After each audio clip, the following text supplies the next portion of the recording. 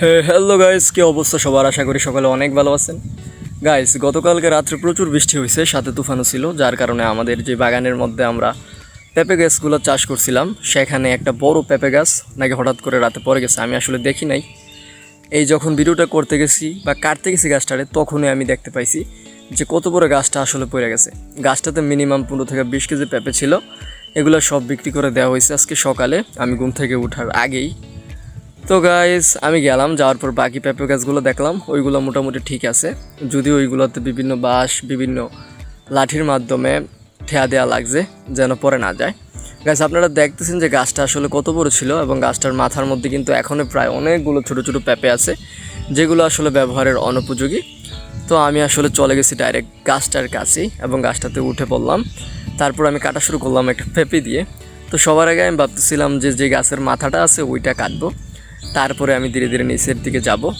যেহেতু গাছটা পড়ছে আরেকটা বিল্ডিংয়ের যে বাউন্ডারি আছে বাউন্ডারির উপর, তার কারণে আমাকে বাগ বাগ করে কাটতে হইব যেন আগে মাথাটা বাইরে ফেলে দিতে পারি, তারপর বাকি জায়গাটা কেটে একটা নির্দিষ্ট জায়গার মধ্যে রাখতে পারি যেন পুরো জায়গাটাই ক্ষতিগ্রস্ত না হয়। তো আমি মাথাটা কেটে ফেলছি এবং বাইরে ফেলানোর চেষ্টা করতেছি, আপনারা দেখতেছেন। যদিও এটা অনেক ডিফিকাল্ট ছিল আমার লাগা, যেহেতু গাছটার ওজন অনেক বেশি ছিল, মাথার মধ্যে অনেকগুলো পেঁপেও ছিল। তো আমার প্রায় এক হাতেই করতে হয়েছে, যেহেতু আরেক হাতে ভিডিও করছি। এটা আমার একটা প্যাশন হয়ে গেছে গাইস, ভিডিও না করেও পারি না। তো ধীরে ধীরে আমি নিয়ে যাচ্ছিলাম মাথাটা একটা নির্দিষ্ট জায়গাতে রাখার জন্য, যে জায়গাটা আসলে খালি। তারপর আমি পেঁপে গাছের শরীরটা কাটা শুরু করলাম। পেঁপে গাছ মূলত অতটা শক্ত না, মোটামুটি নরমই হয়, তারপরেও একটু জোর ব্যবহার করতে হয় যেন সহজেই পেঁপে গাছটা কাটা যায়। ভিতরে আসলে পেঁপে গাছের অনেকটাই খালি থাকে, এতে করে পেঁপে গাছে খুব বেশি পরিমাণ বল প্রয়োগ করতে হয় না পেঁপে গাছকে কাটার জন্য। আপনারা দেখতেছেন 4-5টা কূপের মাধ্যমে পুরোপুরি পেঁপে গাছটাই কাটা হয়ে গেছে।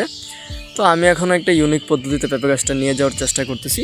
দাও দিয়ে একটা কূপ দিলাম পেঁপে গাছটার দেহে, তারপর কি করলাম, দাটা দিয়ে টান দিয়ে নিয়ে যাওয়ার চেষ্টা করতেছিলাম। প্রথমে হচ্ছিল না, কিন্তু তারপর হয়ে গেল। আসলে আমি এই গাছটা অনেকবারই করি, কারণ পেঁপে গাছে কিন্তু অনেক ধরনের কষ আছে, যেটা আসলেই যদি কাপড়ের মধ্যে লাগে কাপড়ের মধ্যে দাগ পড়ে যাওয়ার একটা সম্ভাবনা আছে, যার কারণে আসলে আমি ওইটা হাত দিয়ে ধরতে চাইনি। তো গাইস, এইভাবে আমি কি করলাম, সব কয়টাকে একসাথে রেখে দিলাম একটা জায়গাতে। আপনারা দেখতে পাইতেছেন পেঁপে গাছটা কত বড়। পরবর্তীতে এগুলোকে লাইট হিসাবে ব্যবহার করা যাবে।